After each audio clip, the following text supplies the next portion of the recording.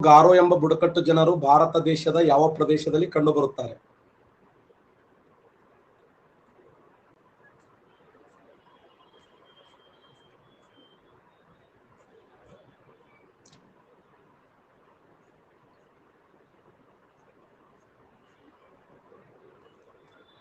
Meghalaya right answer ನೋಡಿ. ಮೇಘಾಲಯ ಸರಿಯಾಗಿರುವಂತ ಉತ್ತರ. ಬುಡಕಟ್ಟು ಜನಾಂಗ ಯಾವ ರಾಜ್ಯದಲ್ಲಿ ಕಂಡುಬರ್ತದೆ? ಅಪಟಾಮಿ ಎಂಬ ಬುಡಕಟ್ಟು ಜನಾಂಗದವರು ಯಾವ ರಾಜ್ಯದಲ್ಲಿ ಕಂಡುಬರುತ್ತಾರೆ? ಅಪಟಾಮಿ ಎಂಬ ಬುಡಕಟ್ಟು ಜನಾಂಗ ಯಾವ ರಾಜ್ಯದಲ್ಲಿ ಕಂಡುಬರುತ್ತಾರೆ?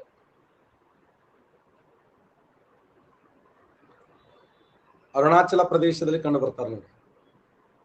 ಅಪಟಾಮಿ ಎಂಬ ಬುಡಕಟ್ಟು ಜನಾಂಗ ಯಾವ ರಾಜ್ಯದಲ್ಲಿ ಅಂದ್ರೆ ಅರುಣಾಚಲ ಪ್ರದೇಶದಲ್ಲಿ.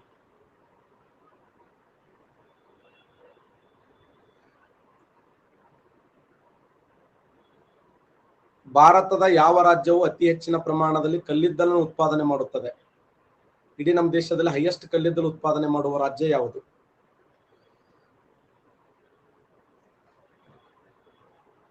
ಭಾರತ ದೇಶದಲ್ಲಿ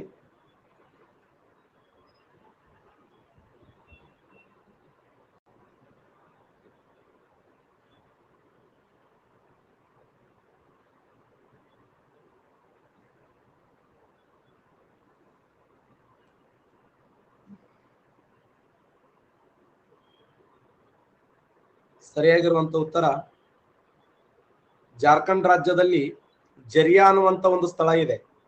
ಆ ಜಾರ್ಖಂಡ್ ರಾಜ್ಯದ ಜರಿಯಾ ಅನ್ನುವಂತ ಸ್ಥಳವನ್ನ ಭಾರತ ದೇಶದ ಕಲ್ಲಿದ್ದಲುಗಳ ತವರು ಮನೆ ಅಂತ ಕರೀತಾರೆ. ಜರಿಯಾ, ಜಾರ್ಖಂಡ್ ರಾಜ್ಯದ ಜರಿಯಾ ಇದೆಯಲ್ಲ, ಇದನ್ನ ಭಾರತ ದೇಶದ ಕಲ್ಲಿದ್ದಲದ ತವರು ಮನೆ ಎಂದು ಕರೆಯುತ್ತಾರೆ. Very very important. ಜರಿಯಾ ಅನ್ನುವಂತ ಸ್ಥಳ ಜಾರ್ಖಂಡ್.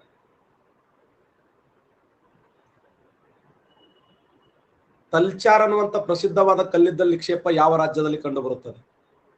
KS ರಿಪೀಟ್ ಆಗಿರುವಂತ ಪ್ರಶ್ನೆ ಇದು. ಮೊನ್ನೆ TETಗೆ 2019 TET ಕೇಳಿದಂತ ಪ್ರಶ್ನೆ ಇದು.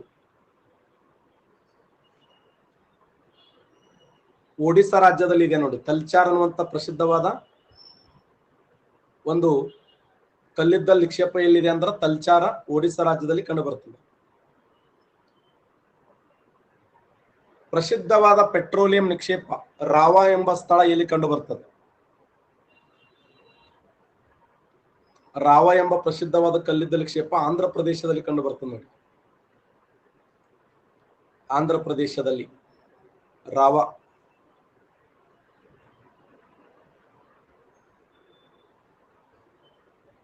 ಜೀವ ಪ್ರಭೇದಗಳ ತೊಟ್ಟಿಲು ಯಾವುದನ್ನ ಜೀವ ಪ್ರಭೇದಗಳ ತೊಟ್ಟಿಲು ಅಂತ ಕರೀತಾರೆ?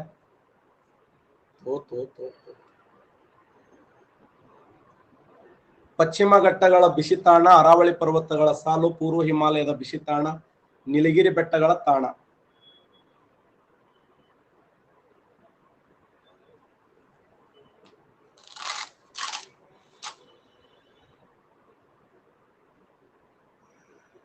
ಪಶ್ಚಿಮ ಘಟ್ಟಗಳ ಬಿಸಿತಾಣ ನೋಡಿ. ಪಶ್ಚಿಮ ಘಟ್ಟಗಳ ಬಿಸಿತಾಣ. ಈ ಪಶ್ಚಿಮ ಘಟ್ಟಗಳ ಬಿಸಿತಾಣ ಇದೆಯಲ್ಲ, ಇದನ್ನ ಏನಂತ ಕರೀತಾರೆ ಅಂದ್ರೆ ಭಾರತ ದೇಶದ ಜೀವ ಪ್ರಭೇದಗಳ ತೊಟ್ಟಿಲು ಅಂತ ಕರೀತಾರೆ. ಜೀವ ಪ್ರಭೇದಗಳ ತೊಟ್ಟಿಲು.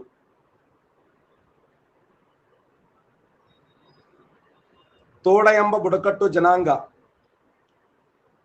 ತೋಡ ಎಂಬ ಬುಡಕಟ್ಟು ಜನಾಂಗ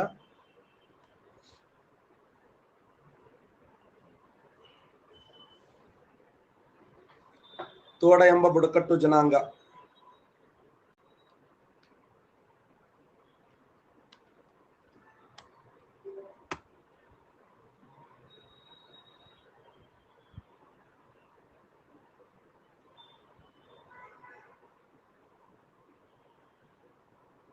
ಕಂಡು ಬರ್ತಾರೆ.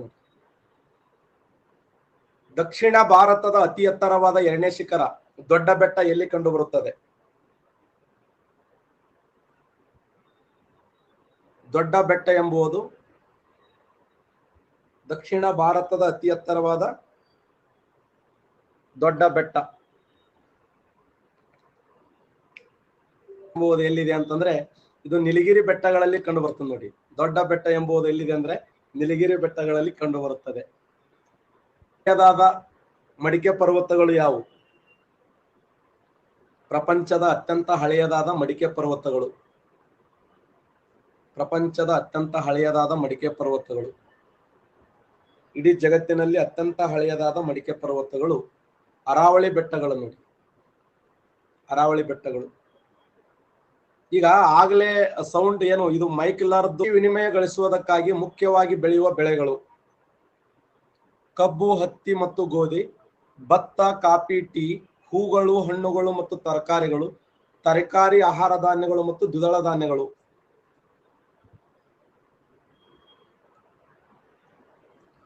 ವಿದೇಶಿ ವಿನಿಮಯ ಗಳಿಸುವುದಕ್ಕಾಗಿ ಮುಖ್ಯವಾಗಿ ಬೆಳೆಯುವ ಬೆಳೆಗಳು. ಮುಖ್ಯವಾಗಿ ಬೆಳೆಯುವಂತ ಬೆಳೆಗಳು ಯಾವುವು?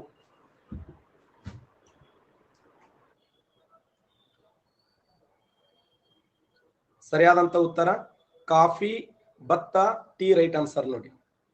ಭತ್ತ, ಕಾಫಿ, ಟೀ ಇದೆಯಲ್ಲ, ಇವುಗಳನ್ನ ಏನಂತ ಕರೀತಾರೆ ಅಂದ್ರೆ ವಿನಿಮಯ ಗಳಿಸುವುದಕ್ಕಾಗಿ ಬೆಳೆಯುವಂತ ಪ್ರಧಾನವಾದ ಬೆಳೆಗಳು ಅಂತೇಳಿ ಗುರುತಿಸ್ತೀವಿ.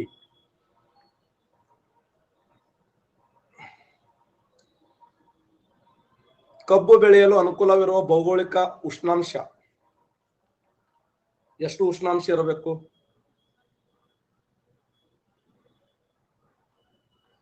24ರಿಂದ 54 ಡಿಗ್ರಿ ಸೆಲ್ಸಿಯಸ್, 20ರಿಂದ 28 ಡಿಗ್ರಿ ಸೆಲ್ಸಿಯಸ್, 24ರಿಂದ 42 ಡಿಗ್ರಿ ಸೆಲ್ಸಿಯಸ್, 25ರಿಂದ 35 ಡಿಗ್ರಿ ಸೆಲ್ಸಿಯಸ್.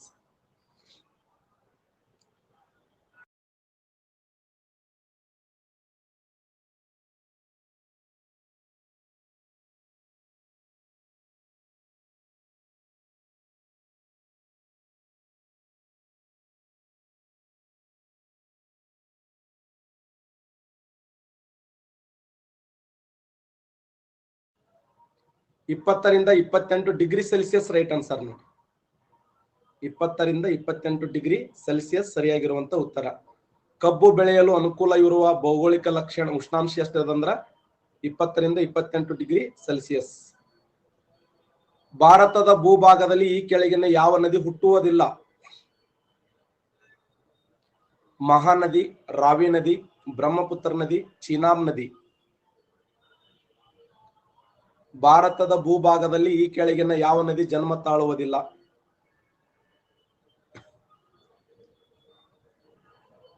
ಇಂಪಾರ್ಟೆಂಟ್ ಕ್ವಶನ್ ಇದು.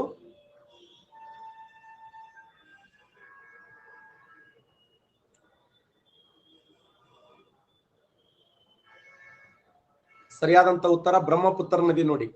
ಬ್ರಹ್ಮಪುತ್ರ ಮಹಾ ಹಿಮಾಲಯದಲ್ಲಿ ಜನ್ಮ ತಾಳುತ್ತದೆ.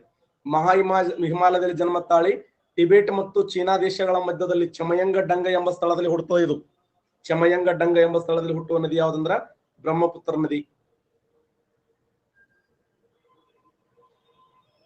ಭಾರತ ದೇಶದ ಅತ್ಯಂತ ಉದ್ದವಾದ ಅಣೆಕಟ್ಟು ಹಿರಾಕುಡ್ ಅಣೆಕಟ್ಟು ಈ ನದಿಗೆ ಅಡ್ಡಲಾಗಿ ಕಟ್ಟಲಾಗಿದೆ.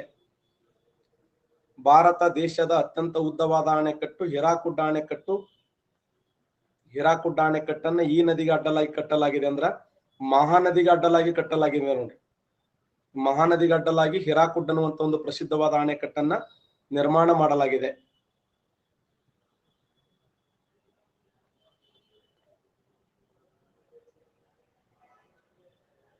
ಗಬ್ರಾ ನೃತ್ಯ ರೂಪಕವು ಹೆಚ್ಚಾಗಿ ಎಲ್ಲಿ ಕಂಡು ಬರುತ್ತದೆ? ಪಂಜಾಬ, ರಾಜಸ್ಥಾನ, ಮಹಾರಾಷ್ಟ್ರ, ಗುಜರಾತ್. ಯಾವ ರಾಜ್ಯದಲ್ಲಿ? ಇದೊಂದು ಪ್ರಸಿದ್ಧವಾಗಿರುವಂತ ನೃತ್ಯ.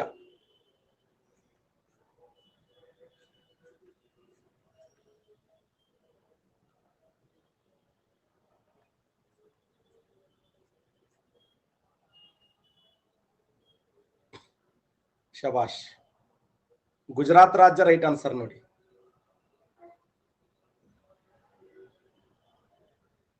ಯಾವ ರಾಜ್ಯ ಅಂದ್ರ ಗುಜರಾತ್ ರಾಜ್ಯ ಸರಿಯಾಗಿರುವಂತ ಉತ್ತರ. ತಮಾಷಾ ಯಾವ ರಾಜ್ಯದಲ್ಲಿ ಪ್ರಸಿದ್ಧವಾದಂತ ಜನಪದ ನೃತ್ಯವಾಗಿದೆ? ತಮಾಷಾ ಮಹಾರಾಷ್ಟ್ರ ರೈಟ್ ಆನ್ಸರ್ ನೋಡಿ. ತಮಾಷೆ ಎಂಬುದು ಯಾವ ರಾಜ್ಯ ಅಂದ್ರೆ ಈ ತಮಾಷೆ ಅನ್ನುವಂತ ಪ್ರಸಿದ್ಧವಾದಂತ ಜನಪದ ನೃತ್ಯ ಯಾವ ರಾಜ್ಯದಲ್ಲಿ ಇದೆ ಅಂದ್ರೆ ಮಹಾರಾಷ್ಟ್ರದಲ್ಲಿ ಕಂಡು ಬರುತ್ತದೆ. ಮೊದಲ ಜೈವಿಕ ತಾಣವನ್ನ ಎಲ್ಲಿ ಸ್ಥಾಪಿಸಲಾಗಿದೆ? ಯಾಕೆ ಗೊಂಬೆ ಚಿತ್ರದ ಅಸಹ್ಯ ಮಾಡ್ಕೊತ? ಭಾರತದ ಮೊದಲ ಜೈವಿಕ ತಾಣವನ್ನ ಎಲ್ಲಿ ಘೋಷಣೆ ಮಾಡಲಾಗಿದೆ?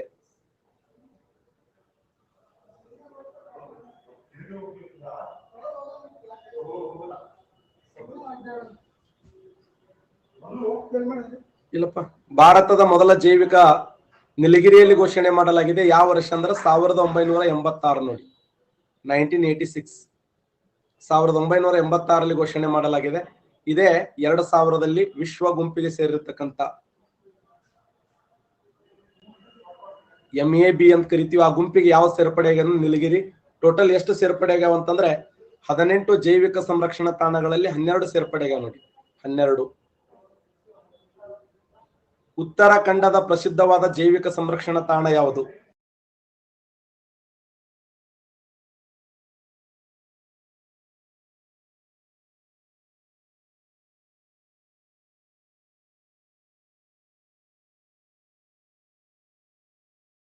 ಉತ್ತರ ನಂದಾದೇವಿ ರೈಟ್ ಆನ್ಸರ್ ನೋಡಿ. ನಂದಾದೇವಿ ಸರಿಯಾಗಿರುವಂತ ಉತ್ತರ.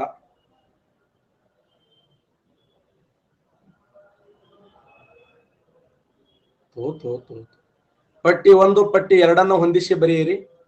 ಸರಿಯಾದ ಉತ್ತರವನ್ನು ಪಟ್ಟಿಗಳ ಕೆಳಗೆ ನೀಡಿರುವ ಸಂಕೇತಗಳನ್ನು ಆರಿಸಿ ಬರೆಯಿರಿ. ಸಿಮೆಂಟ್, ಕಾಗದ, ರಸಗೊಬ್ಬರ, photo film. Cement, Sindri,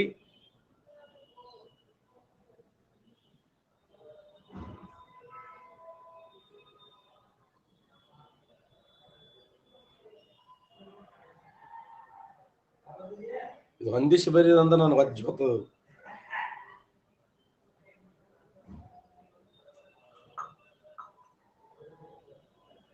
44% correct answer ಮಾಡಿದ್ದೀರಿ. ಎಕ್ಸಲೆಂಟ್, ಕರೆಕ್ಟ್ ಆನ್ಸರ್ ಮಾಡಿದ್ದೀರಿ. ಎ ರೈಟ್ ಆನ್ಸರ್ ನೋಡಿ.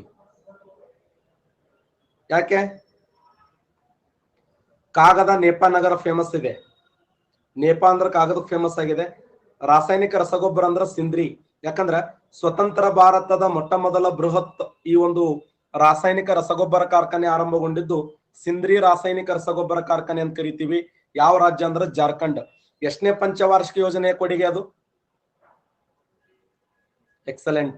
ಮೊದಲ ಪಂಚವಾರ್ಷಿಕ ಯೋಜನೆಯ ಕೊಡುಗೆ ನೋಡಿ. ಫಸ್ಟ್ 5th ಇಯರ್ ಪ್ಲಾನ್ ಅಂತ ಕರಿತೀವಿ. ಮೊದಲ ಪಂಚವಾರ್ಷಿಕ ಯೋಜನೆಯಲ್ಲಿ ಸಿಂದ್ರಿ ರಾಸಾಯನಿಕ ರಸಗೊಬ್ಬರ ಕಾರ್ಖಾನೆಯನ್ನ ಆರಂಭ ಮಾಡಲಾಯಿತು. ಹಾಗಾದ್ರೆ cement Katni, photo film Ooty. Ooty ಅಥವಾ ಉದಕ ಮಂಡಲ ಅಂತ ಕರೀತಾರೆ.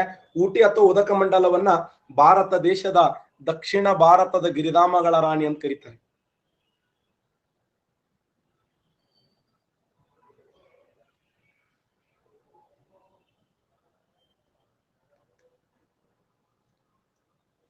ಓಕೆನಾ? ವಿಪ್ಲವಿ ವಿನಾಶಿ ಎಂದು ಕರೆ ನೀಡಿದವರು ಯಾರು? ಈ ಮಾತನ್ನು ಹೇಳಿದವರು ಯಾರು? MK ಗಾಂಧಿ ಅವರು, ದಾದಾಬಾಯಿ ನವರೋಜಿ ಅವರು, ಸರ್ ಎಂ ವಿಶ್ವೇಶ್ವರಯ್ಯ ಅವರು, MG ರಾನಡೆ ಅವರು. ಕೈಗಾರೀಕರಣವೇ ಇಲ್ಲವೇ ವಿನಾಶ ಎಂದು ಕರೆ ನೀಡಿದವರು ಯಾರು? ಸರ್ ಎಂ ವಿಶ್ವೇಶ್ವರಯ್ಯ ನೋಡಿ. ಸರ್ ಎಂ ವಿಶ್ವೇಶ್ವರಯ್ಯ ಅವರು 1934 ಒಂದು ಗ್ರಂಥವನ್ನು ಬರೀತಾರೆ. ಅವರು ಬರೆದ ಗ್ರಂಥ ಯಾವುದಂದ್ರ ಪ್ಲಾನೆಡ್ ಎಕನಾಮಿ ಫಾರ್ ಇಂಡಿಯಾ ಅನ್ನುವಂತ ಒಂದು ಗ್ರಂಥವನ್ನು ಬರೀತಾರೆ. ಪ್ಲಾನೆಡ್ ಎಕನಾಮಿ ಫಾರ್ ಇಂಡಿಯಾ ಅನ್ನುವಂತ ಗ್ರಂಥದಲ್ಲಿ ಅವ್ರು ಏನ್ ಹೇಳಿದಾರಂದ್ರ ಕೈಗಾರೀಕರಣವೇ ಇಲ್ಲವೇ ವಿನಾಶ ಅಂತ ಹೇಳಿ ಕರೆ ಕೊಟ್ರು. ಯಾರನ್ನು ಭಾರತ ದೇಶದ ವೃದ್ಧ ಪಿತಾಮ ಅಂತ ಕರೀತಾರೆ? ಭಾರತ ದೇಶದ ವೃದ್ಧ ಪಿತಾಮ, ಭಾರತದ ವೃದ್ಧ ಪಿತಾಮ ಯಾರಂದ್ರೆ ದಾದಾಬಾಯಿ ನವರೋಜಿ ನೋಡಿ. ದಾದಾಬಾಯಿ ನವರೋಜಿ ಅವರನ್ನ ಭಾರತ ದೇಶದ ವೃದ್ಧ ಪಿತಾಮ ಎಂದು ಕರೆಯುತ್ತಾರೆ. ಭಾರತ ದೇಶದ ವೃದ್ಧ ಪಿತಾಮ ಎಂದು ಯಾರನ್ನ ಕರೀತಾರಂದ್ರ ದಾದಾಬಾಯಿ ನವರೋಜಿ ಅವರನ್ನ ಭಾರತ ದೇಶದ ವೃದ್ಧ ಪಿತಾಮ ಅಂತ ಹೇಳಿ ಕರೀತಾರೆ.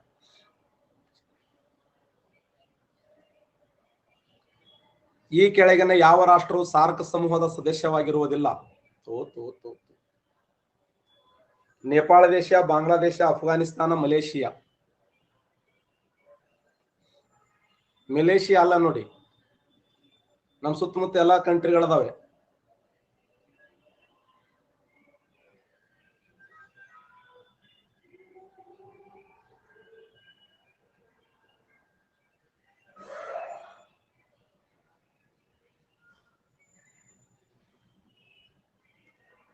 ಪಾಕಿಸ್ತಾನ್ ಇದೆ, ಅಫ್ಘಾನಿಸ್ತಾನ್ ಇದೆ, ನೇಪಾಳ ಇದೆ, ಭೂತಾನ್ ಇದೆ, ಮಯನ್ಮಾರ್ ಇದೆ, ಸಾರಿ, ಮಯನ್ಮಾರ್ ಇಲ್ಲ, ಬಾಂಗ್ಲಾದೇಶ ಇದೆ, ಶ್ರೀಲಂಕಾ ಇದೆ, 1 2 3 4 5 6 7, ಇನ್ನ ಮಾಲ್ಡೀವ್ಸ್ ಇದೆ. ಹೌದಲ್ಲ? ಎಲ್ಲ ಕಂಟ್ರಿಗಳು ನಾವು ಸಾರ್ಕ್ನಾಗ ನೋಡ್ತೀವಿ. MBBS Spain, MBBS Spain, Malaysia, Bangladesh, Bharat, Sri Lanka, Bhutan, Pakistan, Afghanistan, India, Nepal.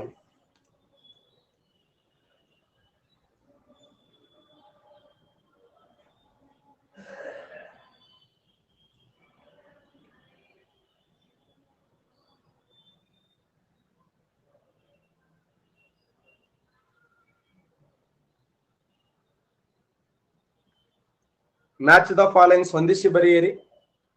ಕಬ್ಬಿಣ ಉಕ್ಕು ಕೈಗಾರಿಕೆಗಳು ಮತ್ತು ರಾಜ್ಯಗಳು.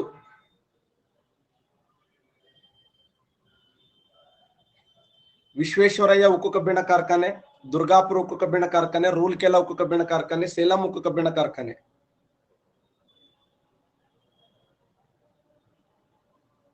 ಓ, ಸಿಂಪಲ್ ಇದೆ.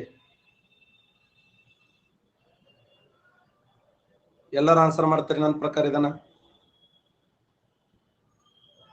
Visvesvaraya iron and steel corporation. 89, 87, 83% correct answer ಮಾಡಿದ್ದೀರಿ. Very good.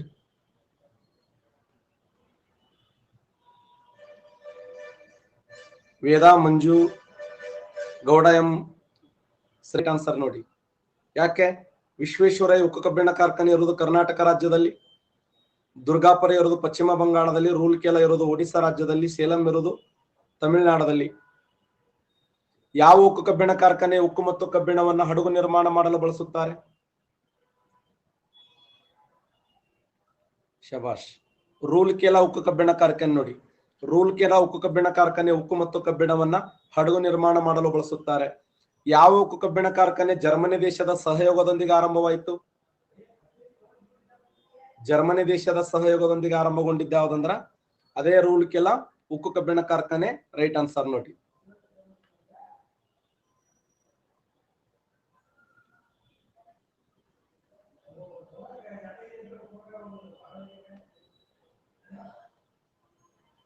ಈ ಕೆಳಗೆ ಸೂಚಿಸಿದ ನಕ್ಷತ್ರಗಳು ಭೂಮಿಯಿಂದ ಇರುವ ದೂರಗಳ ಕ್ರಮಾನುಗತಗಳಲ್ಲಿ ಕೆಳಗೆ ತೋರಿಸುವ ಸಂಕೇತಗಳನ್ನು ಆಧರಿಸಿ ಬರೆಯಿರಿ. ಸೂರ್ಯ, ಅಲ್ಫಾ ಸೆಂಚುರಿ, ಇದು ಸಿರಿಯಸ್, ಪ್ರಾಕ್ಸಿಮಾ ಸೆಂಚುರಿ. ಆನ್ಸರ್ ಮಾಡ್ತೀರಿ?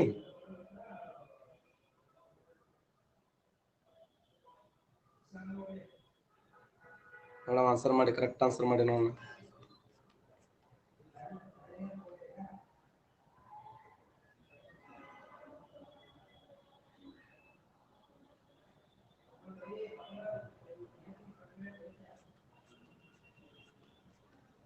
ತಪ್ಪ ಹಾಕ್ಬೇಡ್ರಿ, ಕರೆಕ್ಟ್ ಆನ್ಸರ್ ಮಾಡಿ. ಇನ್ನೊಂದ್ಸರಿ ವಿಚಾರ ಮಾಡಿ.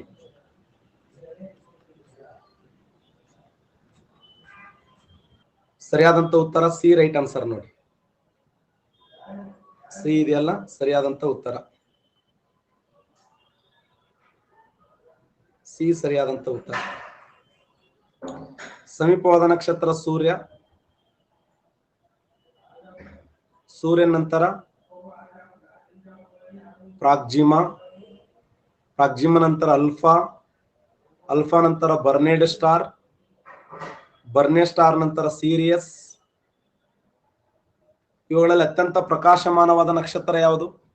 ಇಡೀ ಸೌರ ಮಂಡಲದಲ್ಲಿ, ಸೋಲಾರ್ ಸಿಸ್ಟಮ್ ದಲ್ಲಿ ಅತ್ಯಂತ ಪ್ರಕಾಶಮಾನವಾದ ನಕ್ಷತ್ರ ಅಂದ್ರೆ ಸೀರಿಯಸ್. ನಮಗೆ ಸಮೀಪವಾದ ನಕ್ಷತ್ರ ಯಾವುದು? ಯಾರವ ನೀವೇನವ? ನಮಗೆ ಸಮೀಪವಾದ ನಕ್ಷತ್ರ ಯಾವುದು? ಸೂರ್ಯ ನೋಡಿ. ನಮಗೆ ಸಮೀಪವಾದ ನಕ್ಷತ್ರ ಯಾವ್ದಂದ್ರ ಸೂರ್ಯ. ನಮ್ಮ ಗ್ರಹ ಯಾವುದು ಅಂತಂದ್ರ ಭೂಮಿ. ನಮ್ಮ ಗೇಲಾಕ್ಷಿ ಯಾವ್ದಂದ್ರ ಹಾಲು ಹಾದಿ ಗೇಲಾಕ್ಷಿ. ಹಾಲು ಹಾದಿ ಗೇಲಾಕ್ಷಿ. ಹಾಲು ಹಾದಿ ಗೇಲಾಕ್ಷಿ ಅಂದ್ರು ಒಂದೇ, ಮಿಲ್ಕಿ ವೇ ಅಂದ್ರು ಒಂದೇ.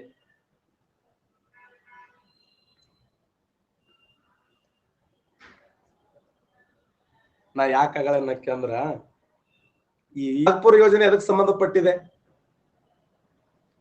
ಬಂದರಗಳ ಅಭಿವೃದ್ಧಿಗೆ ಸಂಬಂಧಪಟ್ಟಿದೆ, ವಿಮಾನಗಳ ನಿಲ್ದಾಣ ಅಭಿವೃದ್ಧಿ ಯೋಜನೆ, ರೈಲು ಸಾರಿಗೆ ಅಭಿವೃದ್ಧಿ ಯೋಜನೆ, ರಸ್ತೆ ಅಭಿವೃದ್ಧಿ ಯೋಜನೆ.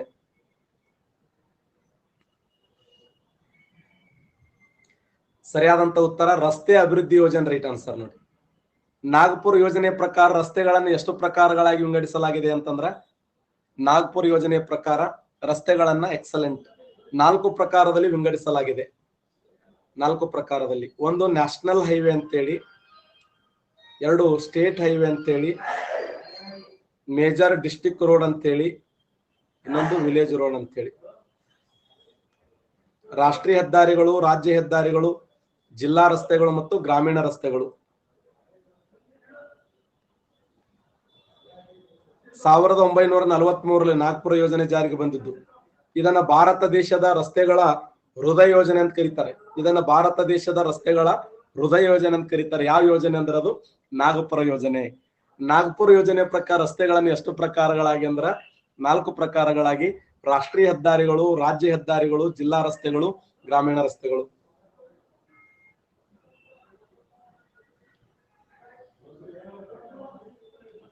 ಭಾರತ್ ಮಾಲಾ ಯೋಜನೆ ಯಾವುದಕ್ಕೆ ಸಂಬಂಧಪಟ್ಟಿದೆ? ಭಾರತ್ ಮಾಲಾ ಯೋಜನೆ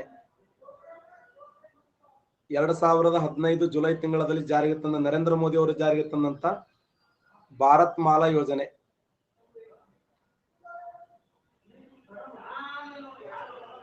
ಭಾರತ್ ಮಾಲಾ ಯೋಜನೆ ಯಾವುದಕ್ಕೆ ಸಂಬಂಧಪಟ್ಟಿದೆ ಅಂದ್ರ ರಸ್ತೆಗಳ ಅಭಿವೃದ್ಧಿಗೆ ಸಂಬಂಧಪಟ್ಟಂತ ಯೋಜನೆ ನೋಡಿ, ಭಾರತ್ ಮಾಲಾ ಯೋಜನೆ.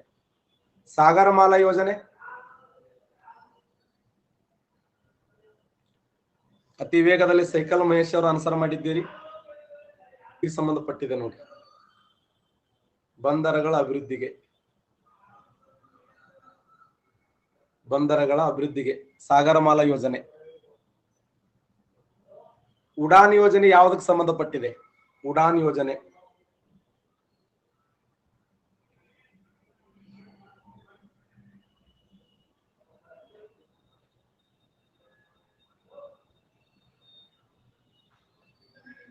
ಉಡಾನ್ ಯೋಜನೆ ಯಾವುದಕ್ಕೆ ಸಂಬಂಧಪಟ್ಟಿದೆ ಅಂದ್ರ ವಿಮಾನಗಳ ನಿಲ್ದಾಣ ಅಭಿವೃದ್ಧಿಗೆ ಸಂಬಂಧಪಟ್ಟಿರ್ತಕ್ಕಂಥದ್ದು ಮತ್ತು ವಿಮಾನಗಳ ಅಭಿವೃದ್ಧಿಗಾಗಿ ಸಂಬಂಧಪಟ್ಟಂತ ಯೋಜನೆ ಅಂತ ಕರಿತೀವಿ.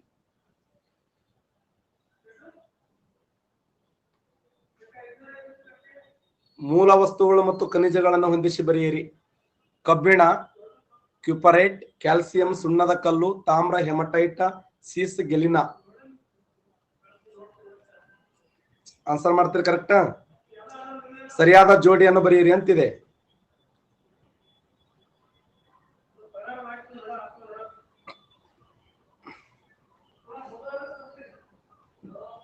%73 ಕರೆಕ್ಟ್ ಆನ್ಸರ್ ಮಾಡಿದ್ದೀರಿ.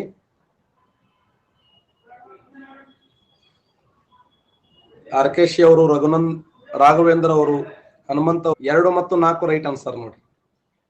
ಕ್ಯಾಲ್ಸಿಯಂ ಸುಣ್ಣದ ಕಲ್ಲಾದ್ರೆ ಸೀಸ ಅನ್ನೋದು ಗೆಲಿನಾ ಸೀಸ. ಸುಣ್ಣದ ಕಲ್ಲು ಕ್ಯಾಲ್ಸಿಯಂ ಅನ್ನು ಒಳಗೊಂಡ್ರೆ ಗೆಲಿನ ಸೀಸನ್ ಒಳಗೊಂಡಿರ್ತದ. ಗಂಗಾ ನದಿಯ ಪಶ್ಚಿಮ ಹಿಮಾಲಯದಿಂದ ಬಂಗಾಳ ಕೊಲ್ಲಿಗೆ ಹರಿಯುವಾಗ ಈ ಕೆಳಗಿನ ಯಾವ ಸ್ಥಳಗಳನ್ನ ಹಾದು ಹೋಗುತ್ತದೆ? ಸೂಪರ್ ಕ್ವಶನ್ ಇದು. ಹರಿದ್ವಾರ, ವಾರಣಾಸಿ, ಅಲಹಾಬಾದ, ಬಹರಂಪುರ. ಹರಿದ್ವಾರ, ಬಹರಂಪುರ, ವಾರಣಾಸಿ, ಅಲಹಾಬಾದ. ಹರಿದ್ವಾರ, ಅಲಹಾಬಾದ, ವಾರಣಾಸಿ, ಬಹರಂಪುರ. ಹರಿದ್ವಾರ, ಅಲಹಾಬಾದ, ಬಹರಂಪುರ, ವಾರಣಾಸಿ ಅನುಕ್ರಮವಾಗಿ ಯಾವ್ಯಾವ ನಗರಗಳ ಮೂಲಕ ಹಾದು ಹೋಗುತ್ತದೆ? ಕರೆಕ್ಟ್ ಆನ್ಸರ್ ಮಾಡಿ.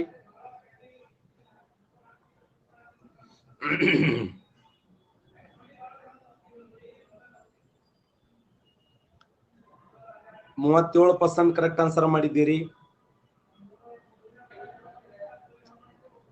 Haridwar first, Allahabad, Varanasi, Baharampur right answer ನೋಡಿ.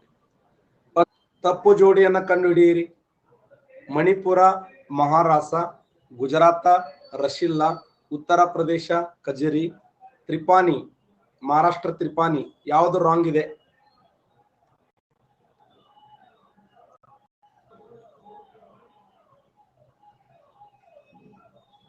ಬಿ ರಾಂಗ್ ಇದೆ ನೋಡಿ.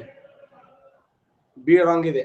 ರಸಿಲ್ಲಾ ಯಾವ ರಾಜ್ಯದ್ದು ಫೇಮಸ್ ಅದು ಡ್ರಾಮಾ ಜನಪದ ನೃತ್ಯ?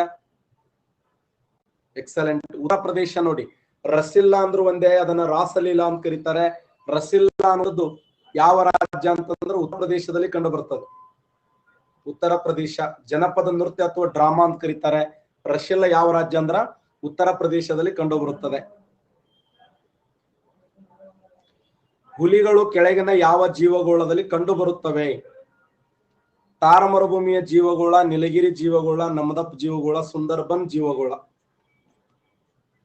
ಹುಲಿಗಳು ಹೈಯೆಸ್ಟ್ ಯಾವ ಜೀವಗೋಳದಲ್ಲಿ ಕಂಡು ಬರುತ್ತವೆ?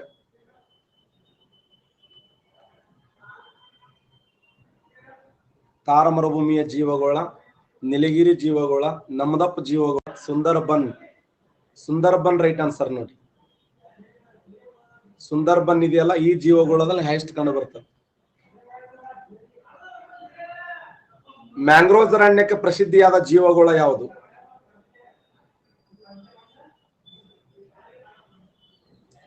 ಮ್ಯಾಂಗ್ರೋವ್ಸ್ ಅರಣ್ಯಕ್ಕೆ ಪ್ರಸಿದ್ಧವಾದ ಜೀವಗೋಳ ಯಾವುದಂದ್ರ ಸುಂದರ್ಬನ್ ಅನ್ನುವಂತ ಜೀವಗೋಳ ಇದೆಯಲ್ಲ, ಇದು ಮ್ಯಾಂಗ್ರೋವ್ಸ್ ಅರಣ್ಯಕ್ಕೆ ಪ್ರಸಿದ್ಧಿಯಾಗಿದೆ. Mangroves forest. 3 ತರದ ಹವಾಮಾನಕ್ಕೆ ಪ್ರಸಿದ್ಧವಾದ ಜೀವಗೋಳ. 3 ತರದ ಹವಾಮಾನಕ್ಕೆ ಪ್ರಸಿದ್ಧವಾದ ಜೀವಗೋಳ ಯಾವುದು? ನಮದಪ್ ಜೀವಗೋಳ ನೋಡಿ, ಇದು 3 ತರದ ಹವಾಮಾನಕ್ಕೆ ಫೇಮಸ್ ಆಗಿದೆ. 3 ತರದ ಹವಾಮಾನಕ್ಕೆ ಫೇಮಸ್ ಆಗಿರುವಂತ ಜೀವಗೋಳ ಯಾವುದು? ನಮದಪ್. ಚಿಪ್ಕೋ ಚಳವಳಿಯ ಗುರಿ ಏನು? ಮಾನವ ಹಕ್ಕುಗಳ ರಕ್ಷಣೆ,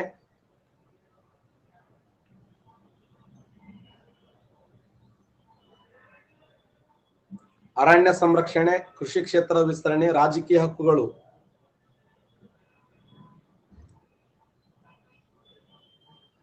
ಅರಣ್ಯ ಸಂರಕ್ಷಣೆ ರೈಟ್ ಆನ್ಸರ್ ನೋಡಿ. ಚಿಪ್ಕೋ ಚಳವಳಿ, ಇದನ್ನ ದೇಶದಲ್ಲಿ ಚಿಪ್ಕೋ ಚಳವಳಿ ಅಂತ ಕರೆದ್ರೆ ರಾಜ್ಯದಲ್ಲಿ ಅಪ್ಪಿಕೋ ಚಳವಳಿ ಅಂತ ಕರೀತಾವೆ. 1983ರಲ್ಲಿ ಸುಂದರ್ಲಾಲ್ ಬಹುಗುಣ ಮತ್ತು ಚಂಡಿ ಪ್ರಸಾದ್ ಭಟ್ ಅನ್ನೋ ನಾಯಕತ್ವದಲ್ಲಿ ನಡೆದಂತ ಹೋರಾಟವನ್ನೇ ಚಿಪ್ಕೋ ಚಳವಳಿ. 1983ರಲ್ಲಿ ಅಪ್ಪಿಕೋ ಚಳವಳಿ, ಉತ್ತರ ಕನ್ನಡ ಜಿಲ್ಲೆಯ ಸಿದ್ದಾಪುರ ಮತ್ತು ಸಿರ್ಸಿ.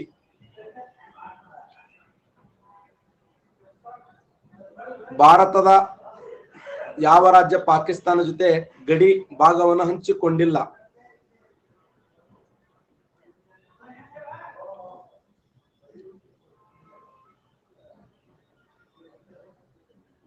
ಹಿಮಾಚಲ ಪ್ರದೇಶ ಹಂಚಿಕೊಂಡಿಲ್ಲ ನೋಡಿ. ಪಂಜಾಬ್ ಹಂಚಿಕೊಂಡಿದೆ, ಗುಜರಾತ್, ರಾಜಸ್ಥಾನ, ಜಮ್ಮು ಕಾಶ್ಮೀರ್ ಮತ್ತು ಲಡಾಖ್ ಹಂಚಿಕೊಂಡ ನೋಡಿ. ಜಮ್ಮು ಕಾಶ್ಮೀರ್, ಲಡಾಖ್, ಪಂಜಾಬ್, ಗುಜರಾತ್, ರಾಜಸ್ಥಾನ್ ಇವು ಹಂಚಿಕೊಂಡ. ಯಾವ್ದು ಹಂಚಿಕೊಂಡಿಲ್ಲ ಅಂದ್ರ ಹಿಮಾಚಲ ಪ್ರದೇಶ ಹಂಚಿಕೊಂಡಿಲ್ಲ. ಯಾವ ಕಣಿವೆ ಮಾರ್ಗದ ಮೂಲಕ ಭಾರತಕ್ಕೆ ಸಟ್ಲೇಜ್ ನದಿ ಪ್ರವೇಶ ಮಾಡುತ್ತದೆ? ಯಾವ ರಾಜ್ಯದ ಕಣಿವೆ ಮಾರ್ಗದ ಮೂಲಕ ಸಟ್ಲೇಜ್ ನದಿ ಭಾರತವನ್ನು ಪ್ರವೇಶ ಮಾಡ್ತಂದ್ರ ಹಿಮಾಚಲ ಪ್ರದೇಶದ ಸಿಪ್ಕಿಲಾ ಕಣಿವೆ ಮಾರ್ಗದ ಮೂಲಕ ಭಾರತವನ್ನು ಪ್ರವೇಶ ಮಾಡುವಂತ ನದಿ ಯಾವುದಂದ್ರ ಸಟ್ಲೇಜ್ ನದಿ. ವಿಶ್ವ ಓಜೋನ್ ಪದರ ದಿನಾಚರಣೆ ದಿನ June 5, September 16, March 22, April 22.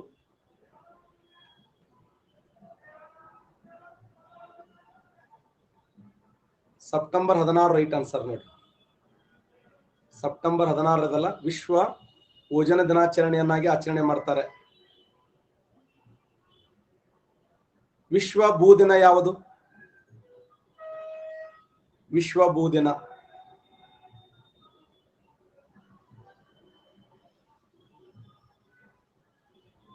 April 22 ನೋಡಿ. ಏಪ್ರಿಲ್ 22 ವಿಶ್ವ ಭೂ ದಿನವನ್ನಾಗಿ ಆಚರಣೆ ಮಾಡಲಾಗುತ್ತದೆ. ವಿಶ್ವ ಪರಿಸರ ದಿನ ಯಾವುದು?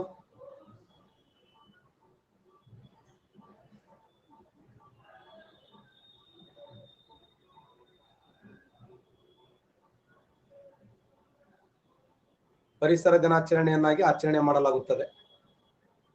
ನವೀಕರಿಸುವ ಶಕ್ತಿ ಮೂಲಗಳು ಸೌರಶಕ್ತಿ ಮತ್ತು ಪವನ ಶಕ್ತಿ. ಪವನ ಶಕ್ತಿ ಮತ್ತು ಸಮುದ್ರದ ಅಲೆಗಳ ಶಕ್ತಿ, ಸೌರಶಕ್ತಿ ಮತ್ತು ಸಮುದ್ರದ ಅಲೆಗಳ ಶಕ್ತಿ, ಮೇಲಿನ ಎಲ್ಲವೂ ಸರಿ. ಸರಿಯಾದ ಉತ್ತರ ಯಾವುದಿದು?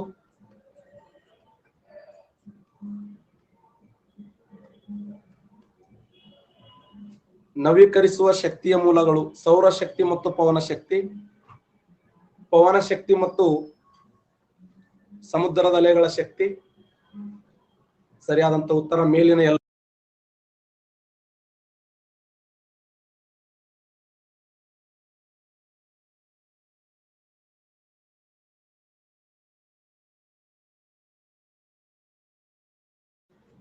ಮೇಲಿನ ಎಲ್ಲವೂ ಸರಿ ನೋಡಿ, ಮೇಲಿನ ಎಲ್ಲವೂ ಸರಿ ನೋಡಿ. ಶಕ್ತಿ ಸಂಪನ್ಮೂಲಗಳಲ್ಲಿ ಎರಡು ಪ್ರಕಾರ, ಒಂದು ಸಾಂಪ್ರದಾಯಿಕ ಶಕ್ತಿ ಸಂಪನ್ಮೂಲ, ಇನ್ನೊಂದು ಅಸಾಂಪ್ರದಾಯಿಕ ಶಕ್ತಿ ಸಂಪನ್ಮೂಲ. ನವೀಕರಿಸಬಲ್ಲ ಶಕ್ತಿ ಸಂಪನ್ಮೂಲಗಳನ್ನ ಅಸಾಂಪ್ರದಾಯಿಕ, ನವೀಕರಿಸಕ್ ಸಾಧ್ಯ ಇಲ್ಲ ಅಂತಂದ್ರೆ ಅವುಗಳನ್ನ ಸಾಂಪ್ರದಾಯಿಕ ಅಂತ ಕರೀತಾರೆ. ಮೀನ್ಸ್ ಒಂದ್ ಸಾರಿ ಉಪಯೋಗ ಮಾಡಿದ ಮೇಲೆ ಮತ್ತೊಮ್ಮೆ ಉಪಯೋಗ ಮಾಡಕ್ ಸಾಧ್ಯ ಇಲ್ಲ, ಅವುಗಳನ್ನ ಸಾಂಪ್ರದಾಯಿಕ ಶಕ್ತಿ. ಮುಗಿದು ಹೋಗ್ತವೆ, ಬರಿದಾಗ್ತವೆ. ಬರಿದಾಗುವ ಶಕ್ತಿ ಸಂಪನ್ಮೂಲ, ಮುಗಿದು ಹೋಗುವ ಶಕ್ತಿ ಸಂಪನ್ಮೂಲ, ನಶಿಸಿ ಹೋಗುವ ಶಕ್ತಿ ಸಂಪನ್ಮೂಲ ಅಂದ್ರ ಸಾಂಪ್ರದಾಯಿಕ. ಯಾವ್ದು ನಶಿಸಿ ಯಾವ್ದು ಮುಗಿದು ಹೋಗಂಗಿಲ್ಲೋ ಅದನ್ನ. ರಣತಂಬೋರ ರಾಷ್ಟ್ರೀಯ ಉದ್ಯಾನವನ, ಕನ್ನಾ ರಾಷ್ಟ್ರೀಯ ಉದ್ಯಾನವನ, ಜಿಮ್ ಕಾರ್ಬೆಟ್ ರಾಷ್ಟ್ರೀಯ ಉದ್ಯಾನವನ. Jim Corbett Uttarakhand, Kanha Madhya Pradesh, Ranthambore Karnataka. 2 ಮತ್ತು 3 ಸರಿ ನೋಡಿ. ಒಂದ್ ಯಾಕಂದ್ರ ರಣತಂಬೋರ ರಾಷ್ಟ್ರೀಯ ಉದ್ಯಾನವನ ಇರುದಲ್ಲಿ, ರಣತಂಬೋರ ರಾಷ್ಟ್ರೀಯ ಉದ್ಯಾನ ಯಾವ ರಾಜ್ಯದಲ್ಲಿದೆ? ವೆರಿ ಗುಡ್, ರಾಜಸ್ಥಾನದಲ್ಲಿ ಕಂಡು ಬರುತ್ತದೆ. ಅದಕ್ಕ ಆ ರಣತಂಬೋರ ರಾಷ್ಟ್ರೀಯ ಉದ್ಯಾನವನ ರಾಜಸ್ಥಾನದಲ್ಲಿ ಇಲ್ಲ, ಇದು ರಾಜಸ್ಥಾನದಲ್ಲಿ ಕಂಡು ಬರುತ್ತದೆ, ಕರ್ನಾಟಕ ರಾಜ್ಯದಲ್ಲಿ ಕಂಡು ಬರಂಗಿಲ್ಲ. ಆ ಉದ್ದೇಶಕ್ಕಾಗಿ 2 ಮತ್ತು 3 ರೈಟ್ ಆನ್ಸರ್.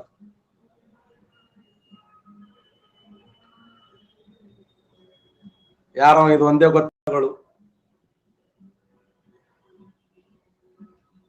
ಪಶ್ಚಿಮ ಘಟ್ಟಗಳು.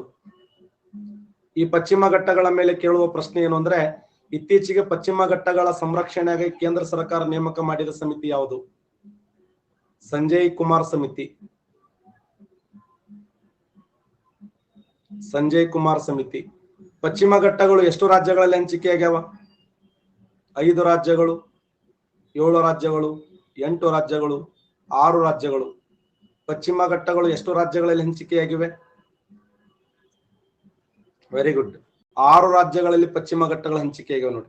6 ರಾಜ್ಯಗಳು ಯಾವಂದ್ರ, ಒಂದು ಗುಜರಾತ್ ರಾಜ್ಯ, ಮಹಾರಾಷ್ಟ್ರ, ಗೋವಾ, ಕರ್ನಾಟಕ, ಕೇರಳ, ತಮಿಳುನಾಡು. ಈ 6 ರಾಜ್ಯಗಳಲ್ಲಿ ಪಶ್ಚಿಮ ಘಟ್ಟಗಳು ಹಂಚಿಕೆಯಾಗ್ಯಾವ. ಆ ಪಶ್ಚಿಮ ಘಟ್ಟಗಳು, ಹಾಗಾದ್ರೆ ಘಟ್ಟ, ಬೆಟ್ಟ, ಗುಡ್ಡ ಏನ್ ವ್ಯತ್ಯಾಸ? ಈಗ ನೋಡ್ರಿ ನೀವು, ಬೆಟ್ಟಗಳು ಅಂತ ಕರೆಯಂಗಿಲ್ಲ, ಘಟ್ಟ ಅಂತ ಕರಿತೀವಿ. ಬೆಟ್ಟ, ಘಟ್ಟ. ಯಾಕೆ ಇವುಗಳನ್ನ ಬೆಟ್ಟ, ಘಟ್ಟ ಅಂತ ಕರಿತೀವಿ ಅಂದ್ರ, ಸಮುದ್ರ ಮಟ್ಟದಿಂದ 900 ಮೀಟರ್ಕ್ಕಿಂತ ಕಡಿಮೆ ಇದ್ರೆ ಅವುಗಳನ್ನ ಬೆಟ್ಟಗಳು ಅಂತ ಕರಿತೀವಿ. ಸಮುದ್ರ ಮಟ್ಟಕ್ಕಿಂತ 900 ಮೀಟರ್ಕ್ಕಿಂತ ಹೈಟ್ ಇತ್ತಂದ್ರೆ ಅವುಗಳನ್ನ ಪರ್ವತಗಳು ಅಂತ ಕರೀತಾರೆ. ಅದಕ್ಕೆ ಇವುಗಳನ್ನ ಘಟ್ಟಗಳು. ಪಶ್ಚಿಮ ಘಟ್ಟ ಎಂತ ಪರ್ವತ? ಈ ವೆಸ್ಟರ್ನ್ ಘಾಟ್ಸ್ ಗಳದಾವಲ್ಲ, ಇವುಗಳನ್ನು ವಾಟ್ ಟೈಪ್ ಆಫ್ ಮೌಂಟೇನ್ಸ್ ಅಂತ ಕರೀತಾನೆ. ಇವು ಎಂತ ಪರ್ವತಗಳು? ಪಶ್ಚಿಮ ಘಟ್ಟಗಳು. ಈ ಪಶ್ಚಿಮ ಘಟ್ಟಗಳು ಎಂತ ಪರ್ವತಗಳು ಅಂದ್ರ ಅವಶೇಷ ಪರ್ವತಗಳು. ಅವಶೇಷ ಪರ್ವತಗಳು ಅಥವಾ ಉಳಿಕೆ ಪರ್ವತಗಳು ಅಥವಾ ರೆಸಿಡಿಯಲ್ಸ್ ಮೌಂಟೇನ್ಸ್ ಅಂತ ಕರೀತಾರೆ. ರೆಸಿಡಿಯಲ್ಸ್ ಮೌಂಟೇನ್ಸ್ ಅಂದ್ರು ಒಂದೇ, ಉಳಿಕೆ ಪರ್ವತಗಳಂದ್ರು ಒಂದೇ, ಅವಶೇಷ ಪರ್ವತಗಳಂದ್ರು ಒಂದೇ. ಅವಶೇಷ ಪರ್ವತಗಳು, ಉಳಿಕೆ ಪರ್ವತಗಳು, ರೆಸಿಡಿಯಲ್ಸ್ ಮೌಂಟೇನ್ಸ್.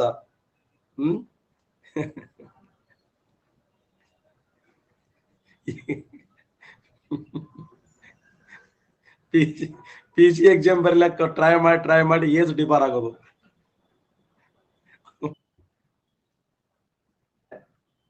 ಎಸ್, ನಾ ಎಲ್ಲಿ ಇಲ್ಲ, ನೀನು PSI ನೋಡೋ. ನಾ PSI ಕೇಂದ್ರ ಸರ್ಕಾರ ಇತ್ತೀಚೆಗೆ ನೇಮಕ ಮಾಡಿದ ಆಯೋಗ ಯಾವ್ದಂದ್ರ ಸಂಜಯ್ ಕುಮಾರ್ ಸಮಿತಿ. 900 ಮೀಟರ್ಕ್ಕಿಂತ ಕಡಿಮೆ ಇದ್ದವುಗಳನ್ನ ಘಟ್ಟಗಳು ಅಂತ ಕರಿತೀವಿ. ಪಶ್ಚಿಮ ಘಟ್ಟಗಳು ಎಂತ ಪರ್ವತಗಳಂದ್ರ ಅವಶೇಷ ಪರ್ವತಗಳು, ಉಳಿಕೆ ಪರ್ವತಗಳು ಅಥವಾ ರೆಸಿಡಿಯಲ್ಸ್ ಮೌಂಟೇನ್ಸ್ ಅಂತ ಕರೀತಾರೆ. ಇವು 6 ರಾಜ್ಯಗಳಲ್ಲಿ ಹಂಚಿಕೆಯಾಗಿರುವಂತ ಪರ್ವತಗಳು ಅಂತ ಹೇಳಿ ಗುರುತಿಸ್ತೀವಿ. 6 ರಾಜ್ಯಗಳಲ್ಲಿ ಹಂಚಿಕೆಯಾಗಿರುವಂತ ಪರ್ವತಗಳು. 6 ರಾಜ್ಯಗಳು ಯಾವಂದ್ರ ಗುಜರಾತ, ಮಹಾರಾಷ್ಟ್ರ, ಗೋವಾ, ಕರ್ನಾಟಕ, ಕೇರಳ, ತಮಿಳುನಾಡು. ಇವುಗಳ ಹೈಟ್ ಎಷ್ಟಿದೆ ಅಂದ್ರ ಸರಾಸರಿ ಎತ್ತರ 900ರಿಂದ 1500 ಮೀಟರ್ ಎತ್ತರವಾಗಿವೆ. ಇವುಗಳ ಅಗಲ ಎಷ್ಟದಾವಂದ್ರ 50ರಿಂದ 76 ಕಿಲೋಮೀಟರ್ ಅಗಲವಾಗಿವೆ. 900ರಿಂದ 1500 ಮೀಟರ್ ಎತ್ತರವಾಗಿವೆ, 50ರಿಂದ 76 ಕಿಲೋಮೀಟರ್ ಅಗಲವಾಗಿವೆ ಅಲ್ಲ. ಮತ್ತೆ 1650 ಕಿಲೋಮೀಟರ್ ಉದ್ದವಾಗಿವೆ. ಇದ ಬರ್ಲಾಗೈತಿ ನೆನಪ. ಟೋಟಲ್ 1650 ಕಿಲೋಮೀಟರ್ ಉದ್ದ, 50ರಿಂದ 76 ಕಿಲೋಮೀಟರ್ ಅಗಲ, 900ರಿಂದ 1500 ಮೀಟರ್ ಎತ್ತರ.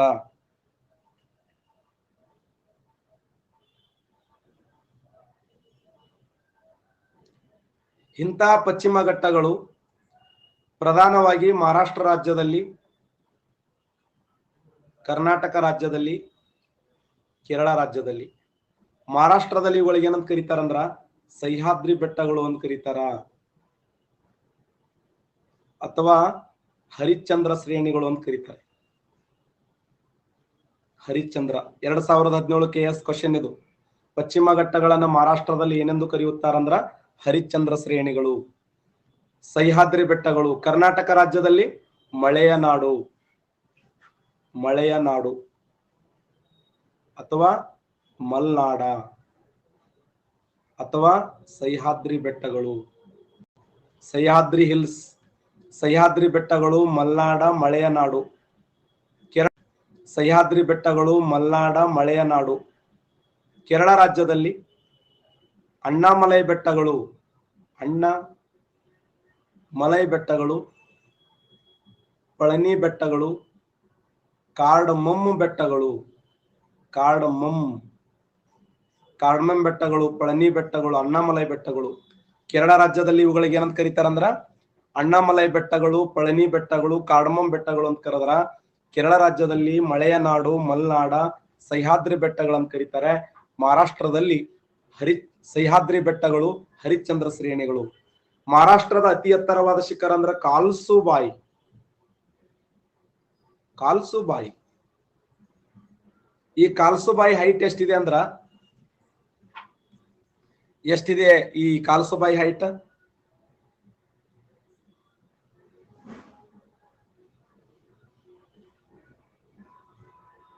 1646 ಮೀಟರ್ ಎತ್ತರವಾಗಿದೆ ನೋಡಿ.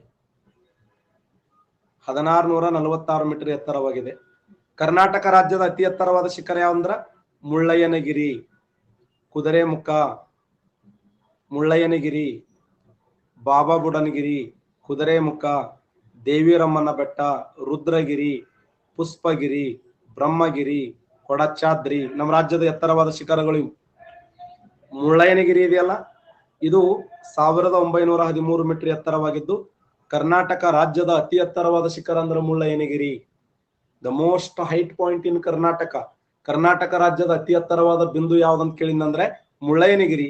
The most deepest point in Karnataka ಅಂದ್ರ Bhimeshwara valley in Shivamogga at Sagara taluk. Shivamogga ಜಿಲ್ಲೆ ಸಾಗರ ತಾಲೂಕಿನ ಭೀಮೇಶ್ವರ ಕಣಿವೆ ಇದು ರಾಜ್ಯದ ಅತ್ಯಂತ ಆಳವಾಗಿರುವಂತ ಬಿಂದು. ನಮ್ಮ ರಾಜ್ಯದ ಅತ್ಯಂತ ಆಳವಾದ ಬಿಂದು ಅಂತಂದ್ರ ಭೀಮೇಶ್ವರ ಕಣಿವೆ. ರಾಜ್ಯದ ಅತಿ ಎತ್ತರವಾದ ಶಿಖರ ಅಂದ್ರ ಮುಳ್ಳಯ್ಯನಗಿರಿ.